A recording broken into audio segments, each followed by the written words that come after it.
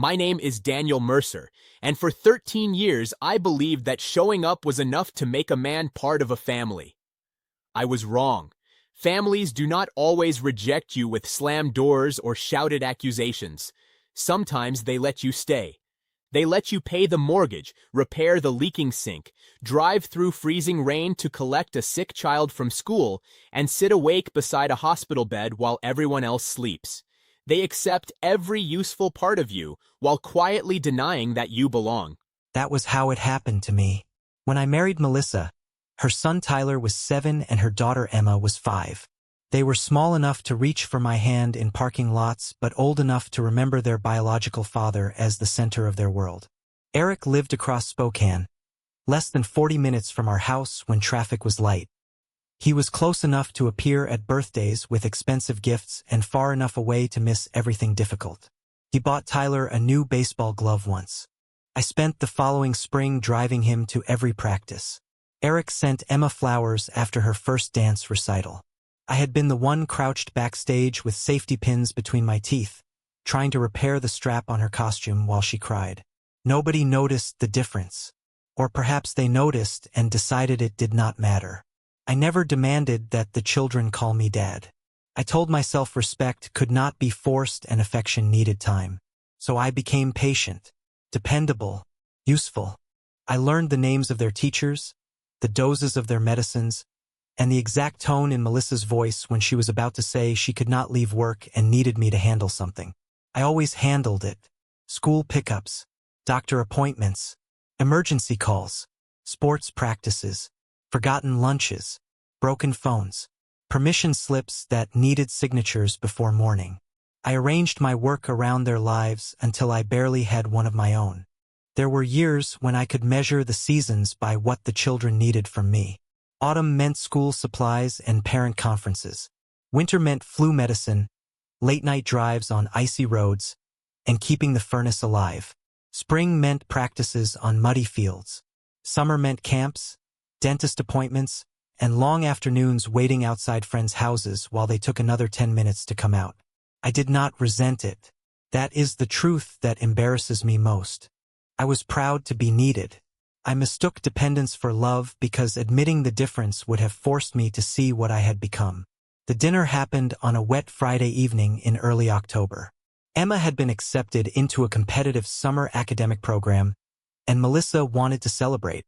She chose a crowded steakhouse in the suburbs of Spokane, the kind of place with polished wood booths, framed photographs of cattle ranches, and servers weaving through narrow aisles with sizzling plates balanced above their shoulders. Rain streaked the windows. Inside, everything glowed amber beneath hanging lamps. Families crowded around tables, speaking over one another. Children laughed. Glasses clinked. Somewhere near the bar, a group of men cheered at a television I could not see. We were seated in a booth near the back. Melissa sat beside me. Tyler and Emma sat across from us. For the first half hour, I allowed myself to feel content. Emma talked about the program and the courses she hoped to take. Tyler complained about his baseball coach, imitating the man's voice until his mother laughed. I ordered a steak I usually considered too expensive. Melissa rested her hand briefly against my wrist beneath the table. Felt ordinary. That was why what happened next cut so deeply. The conversation turned to school paperwork. Emma mentioned that the office had called because one of her emergency contact forms was outdated. I told her I would take care of it on Monday. She looked at me as if I had interrupted. "Mom can do it. I'm already listed," I said, "and I'm closer to the school than she is during the day." Tyler did not look up from his phone. "You shouldn't be listed first." I waited, expecting him to smile. He did not. "Why not?" I asked. He placed his phone beside his plate and leaned back against the booth. There was no anger in his face.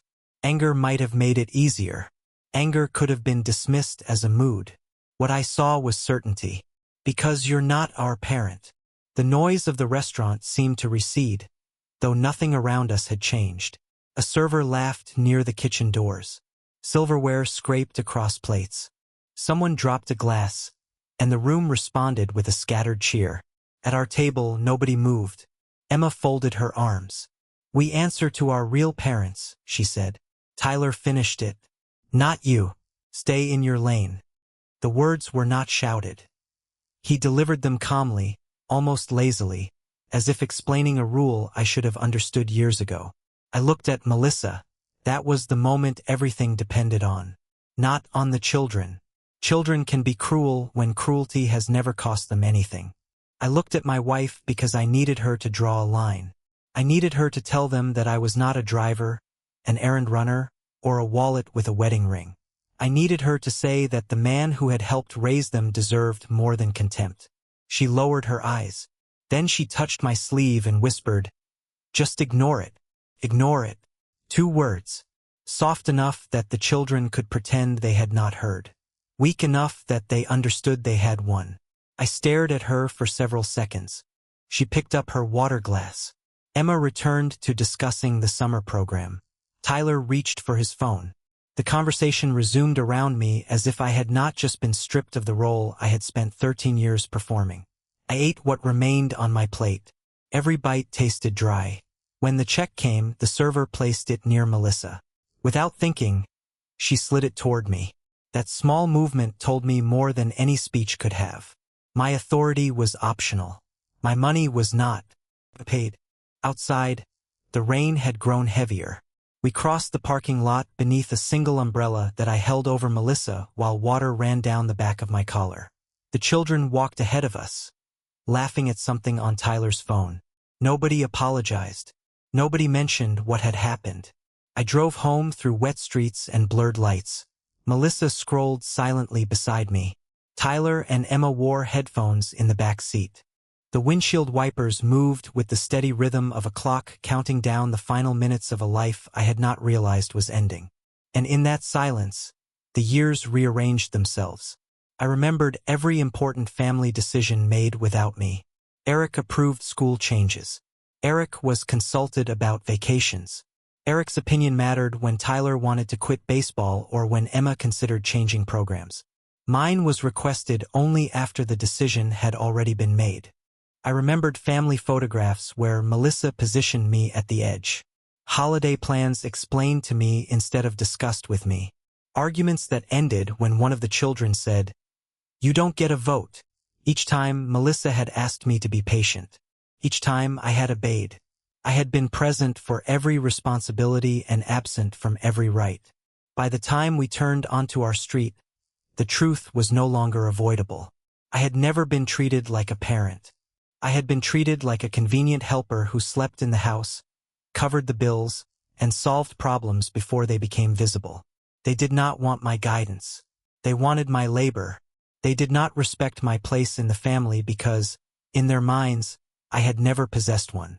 When I parked in the driveway, everyone climbed out without speaking. Melissa paused by the front door, waiting for me to unlock it as I always did. For the first time, I remained inside the car. I watched the 3 of them standing beneath the porch light, impatient and confused, while rain struck the windshield between us. Then I understood something that should have frightened me. I was no longer angry. I was finished. The next morning, I woke before the alarm. For years, that had been normal. I was always the first one awake because someone had to make sure the day began properly. Coffee brewed, lunches packed, permission slips checked, cars fueled. Schedules compared against the calendar hanging beside the refrigerator. That morning, I did none of it. I lay in the darkness beside Melissa and listened to the house breathe around me. Pipes clicked behind the walls. Rainwater dripped from the gutters. Somewhere down the hall, Tyler's alarm began to buzz. Stopped, then started again. Usually, I would have knocked on his door. I stayed in bed. 10 minutes later, footsteps pounded across the hallway. A cabinet slammed in the kitchen. Emma called out that she could not find the folder she needed for school. Tyler shouted that someone had moved his baseball equipment. Melissa stirred beside me. "Daniel," she murmured, "can you help them?" I stared at the ceiling. "No." She turned her head toward me. It was such a small word, yet she looked as though I had spoken in another language. "What?" I said no. For several seconds, neither of us moved. Then she pushed herself upright. Are you still upset about dinner? Upset. That was the word she chose. As if I were sulking over a careless joke. As if 13 years of being treated like hired help had condensed into one wounded evening that could be forgotten by breakfast. I'm not upset, I said. Then what is this? I sat up and looked at her. This is me staying in my lane. Her face tightened. Daniel, don't be dramatic. There it was again. The familiar method. Reduce the injury. Mock the reaction. Wait for me to feel ashamed of having won. In the past, it always worked. That morning, it did not. I'm not being dramatic, I said. I'm listening to your children. They were angry. They were clear. They're teenagers. And you're their mother. Her mouth opened, then closed. From the hallway, Emma shouted that she was going to miss the bus. Melissa threw back the blankets and hurried from the room. I heard her voice rise, telling them to move faster, asking why nothing had been prepared the night before. Nobody answered her. I got dressed slowly. When I entered the kitchen, Tyler was standing beside the counter with one shoe on, searching through a pile of mail. Emma was holding an empty lunch bag. Melissa moved between them with the frantic energy of someone discovering how many invisible tasks had been completed before she ever noticed them. Can you drive us? Tyler asked. He did not say please. He barely looked at me. No. His head snapped up. What do you mean, no? I mean your mother can take you. Melissa turned from the refrigerator. I have a meeting in 40 minutes. I poured myself a cup of coffee. Then you should leave soon. The silence that followed was sharper than any argument. Tyler laughed once, without humor. You're seriously doing this because of what we said? I looked at him. No. I'm doing it because you were right. His expression shifted. Not regret. Confusion. He had expected anger because anger could be challenged. He had expected a lecture because lectures could be ignored. What he had not expected was agreement. You said I'm not your parent, I continued, so I won't act like one. Melissa stepped closer and lowered her voice. We'll discuss this tonight. There's nothing to discuss. I took my coat and left for work. By noon, I had rented an apartment across town. It was small, on the second floor of an older building near the Spokane River. The carpet was gray. The kitchen could barely hold 2 people. The bedroom window faced a parking lot and the brick wall of another building. It was not beautiful. It was mine. I signed a 6-month lease before I could talk myself out of it. Then I spent the afternoon making calls. The first was to Tyler's school. I asked to be removed as his emergency contact. The receptionist hesitated. You're currently listed first, she said. Mrs. Mercer is second, and Mr. Lawson is third. Move me off the list. Completely? Yes. She asked whether there had been a custody change. No, I said. Only a correction. I called Emma's school next. Then the pediatric clinic. The orthodontist. The after-school academic program. The baseball coach. The dance studio. Everywhere my name had quietly become the answer when nobody else picked up, I removed it. Some people sounded surprised. A few sounded concerned. One school secretary said, "But you're the only person who usually answers." I closed my eyes. I know. That was exactly the problem. The final call was to Eric. He answered after the 5th ring. Daniel. He sounded cautious, as though hearing from me could only mean trouble. I'm calling about Tyler and Emma. What happened? Nothing happened. Your responsibilities are being returned to you. He was silent. I explained that I would no longer handle school transportation, medical appointments, practices, emergency pickups, or schedule changes. I told him the schools would now contact him and Melissa. He laughed nervously. Come on, man. You've always handled that stuff. Not anymore. I work. So do I. That's different. No, I said.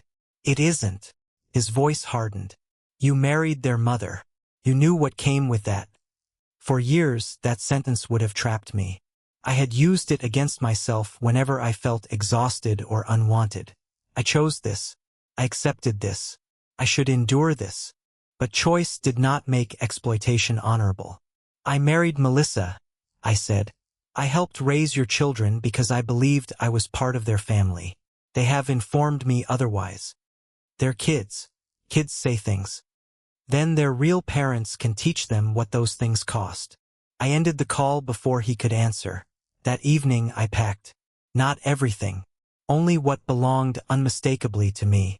Clothes, work files, a box of books, my father's watch. The old record player Melissa said took up too much space. I left the furniture, the television, the dishes, and nearly every photograph. Most of the pictures did not feel like mine anymore. Melissa stood in the bedroom doorway while I folded shirts into a suitcase. You rented an apartment? Yes. You did all this in one day? I should have done it years ago. She crossed her arms. But beneath the anger I saw fear beginning to form. What are you trying to prove? Nothing. You're abandoning us. I stopped packing. No. I'm withdrawing from a position none of you believed I held. Her eyes filled, but her voice remained hard. So you're punishing the children. I'm obeying them. They didn't mean it. You did. She flinched. I turned back to the suitcase.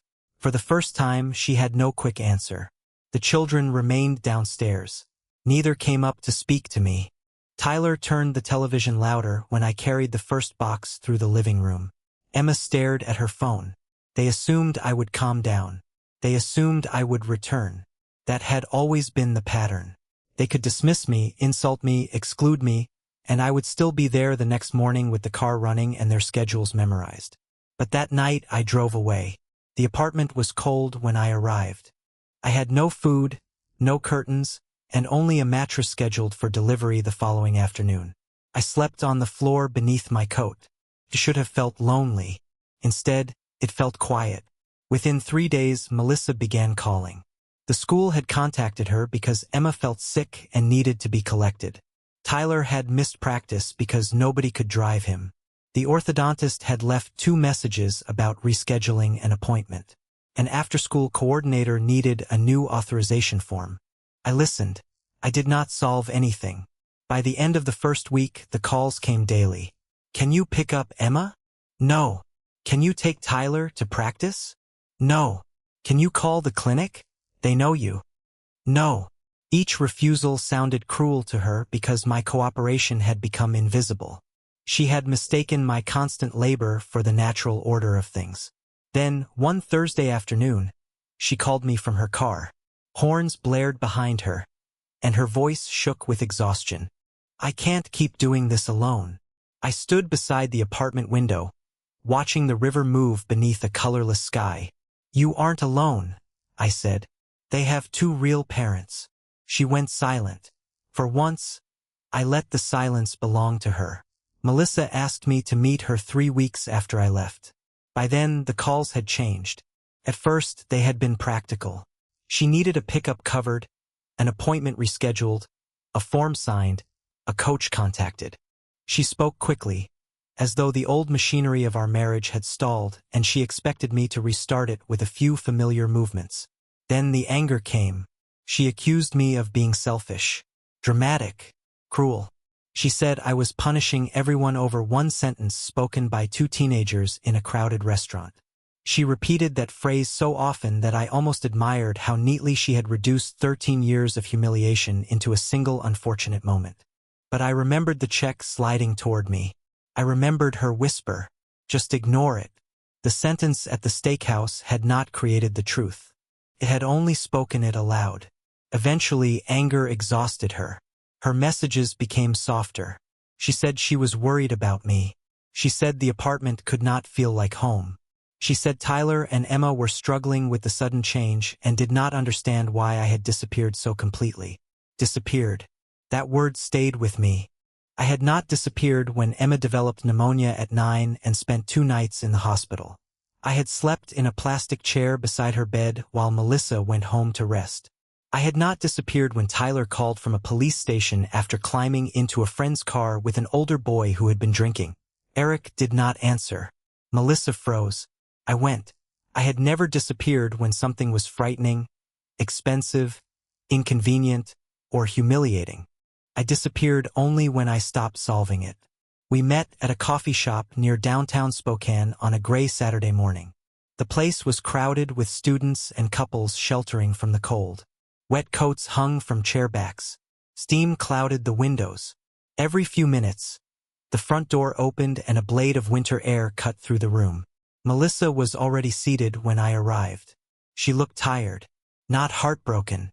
Tired. There is a difference, and once I saw it, I could not unsee it. She had dark circles beneath her eyes and a folder open on the table. Inside were school calendars, appointment cards, printed emails, and handwritten notes. The scattered remains of the system I had maintained for years without ever calling it one. She stood when she saw me. For a moment, she looked as though she might hug me. I remained beside the empty chair. She sat down again. "Thank you for coming." I nodded. A cup of coffee waited for me, prepared the way I used to drink it. 2 sugars. A little cream. I had stopped taking sugar since moving out. I did not touch it. Melissa folded her hands. The kids didn't really mean what they said. I watched her face. "Which part?" She frowned. "Daniel, which part didn't they mean? That I'm not their parent? That they don't answer to me? Or that I should stay in my lane?" They were frustrated. "With what?" She looked down at the folder. "You were trying to take over." I almost laughed.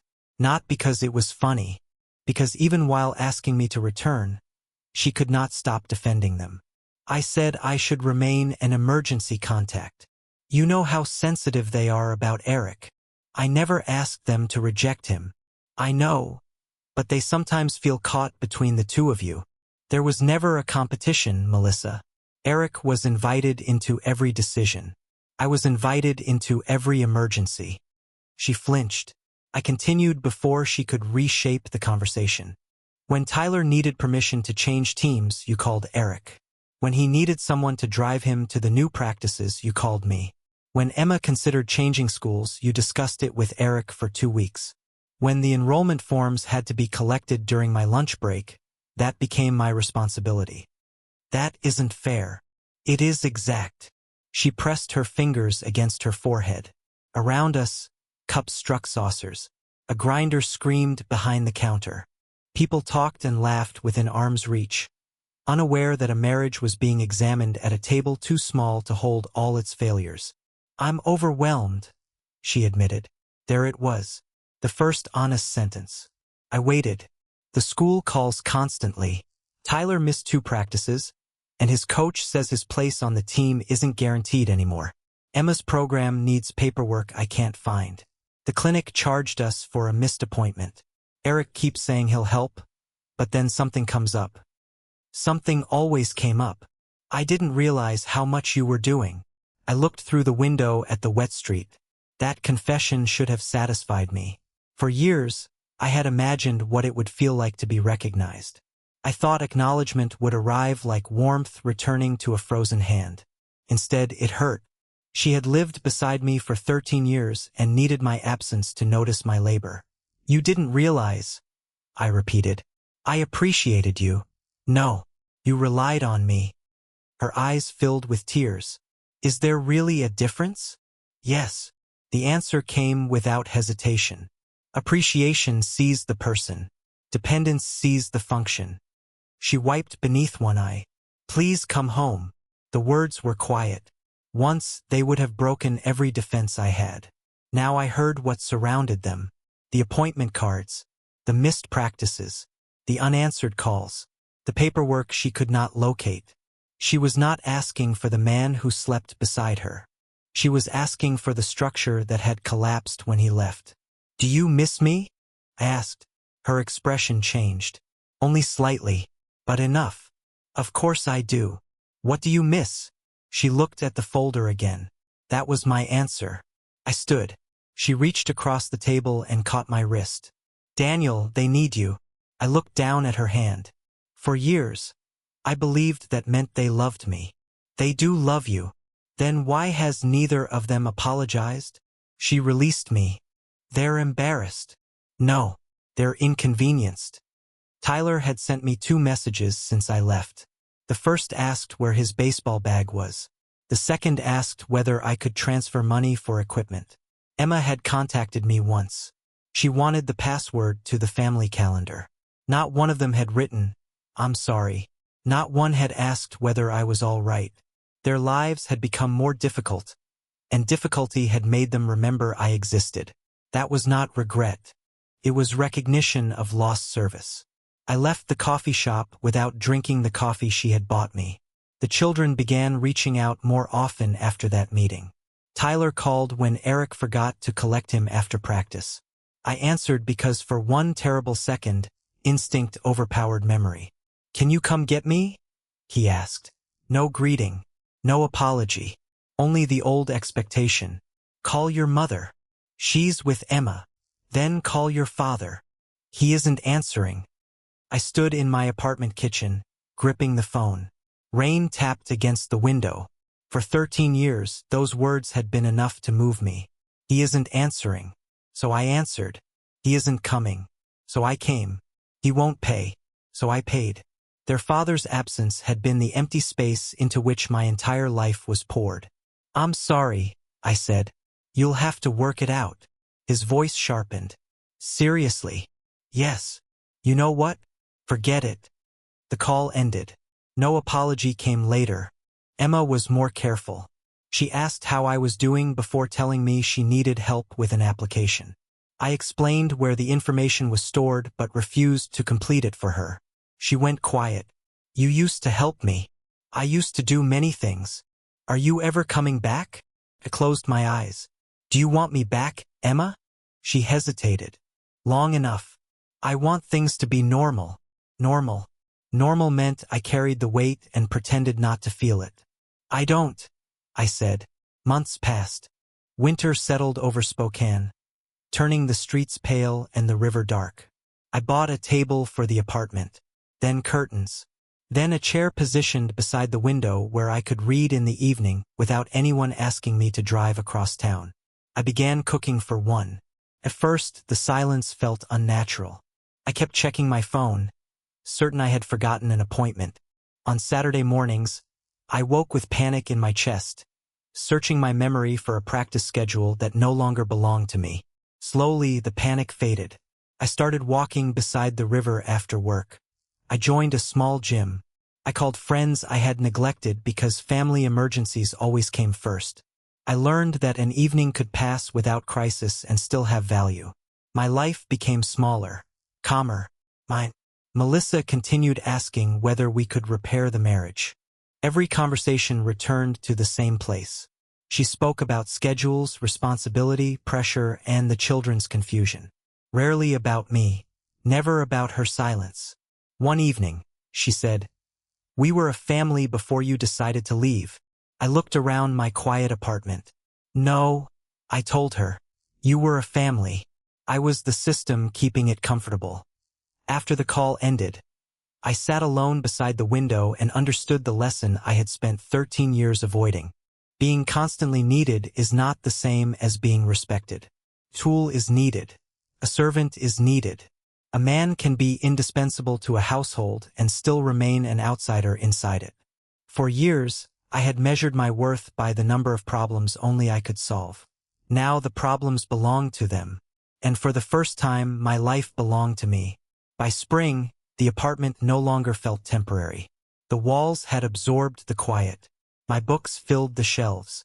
A narrow oak table stood beside the window, and every morning I sat there with coffee while the Spokane River moved beneath a pale sky.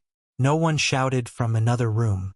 No one asked where a uniform had gone or why a form had not been signed. My phone remained face down beside me. Silence had stopped feeling like punishment, felt like ownership. The divorce papers arrived on a Tuesday.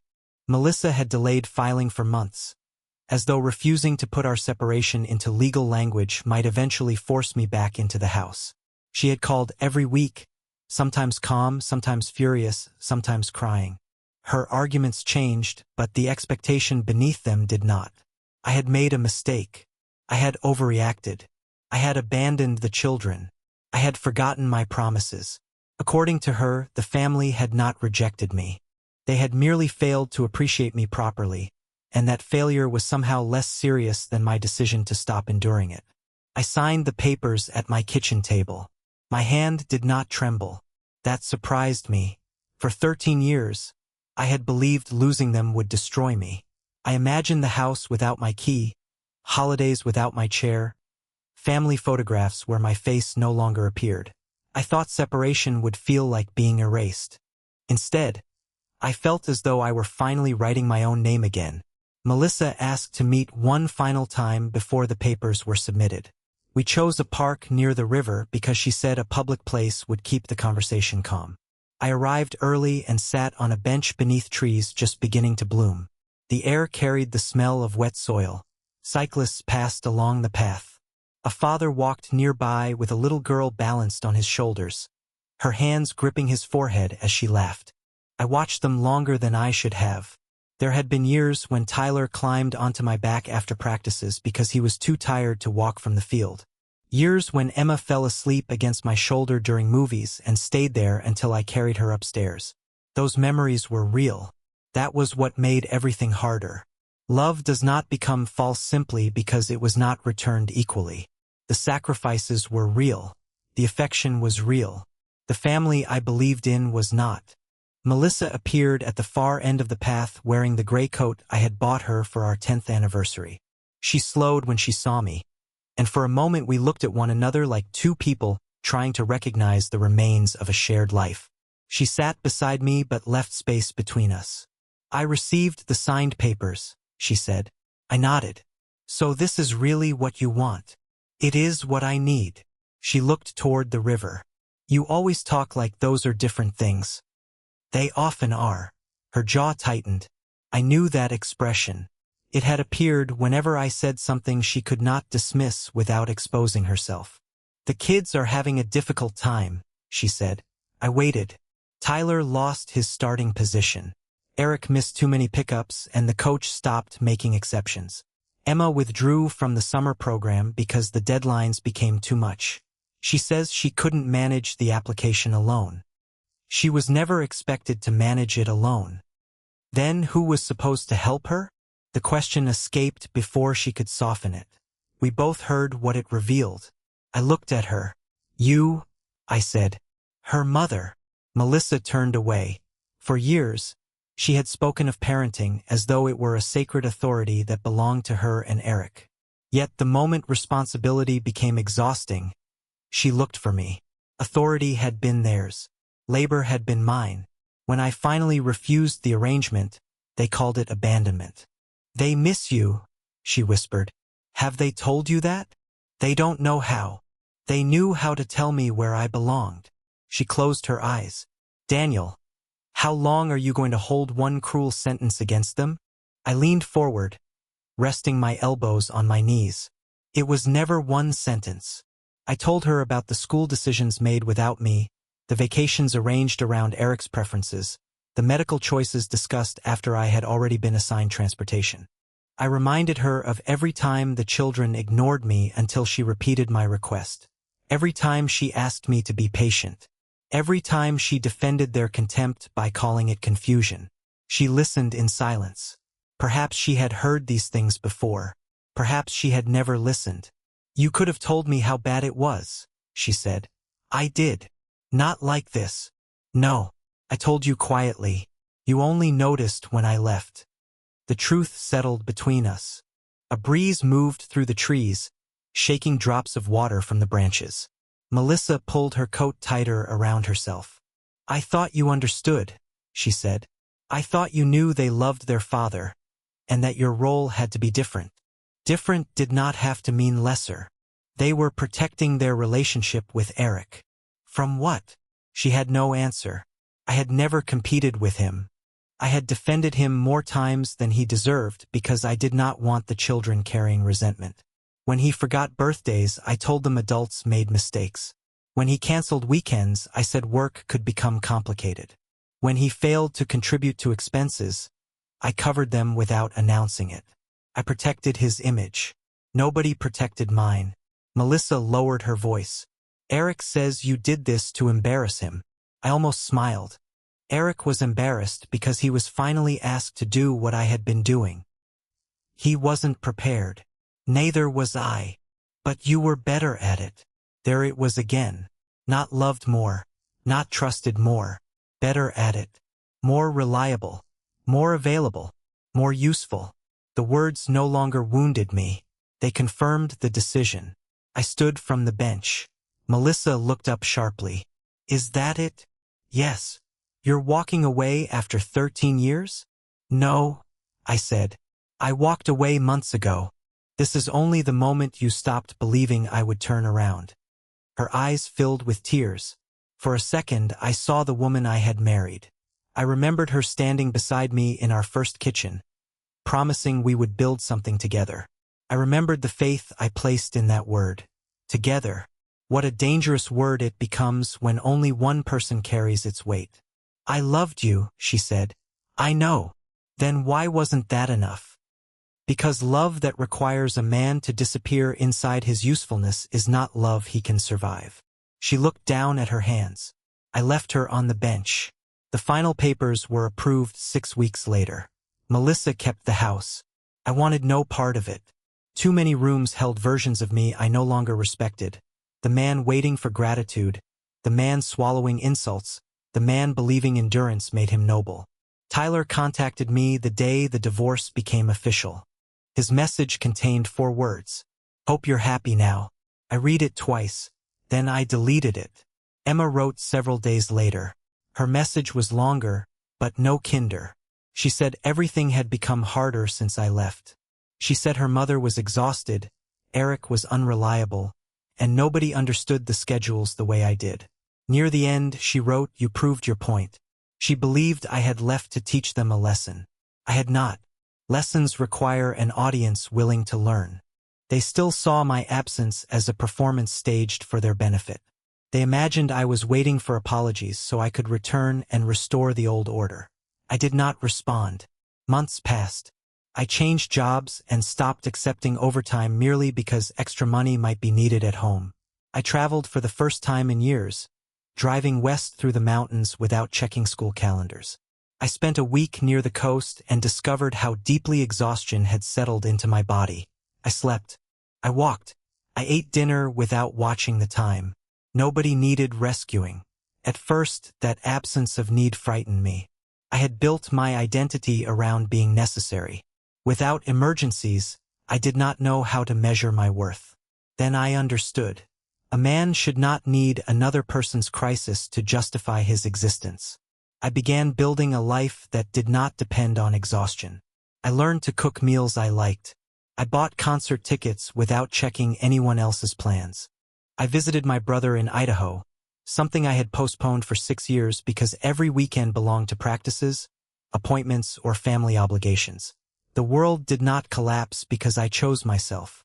Their world became more difficult. Mine became honest. A year after the dinner, I passed the steakhouse while driving through the suburbs. The parking lot was crowded. Amber light glowed through the windows. For a moment, I could see our old booth in my mind. Tyler leaning back. Emma folding her arms. Melissa lowering her eyes. Stay in your lane. I had obeyed them more completely than they ever imagined. They believed my lane ran beside theirs, close enough to provide transportation, money, and stability while remaining outside every meaningful decision. Instead, I stepped out of their road entirely. Leaving was not revenge.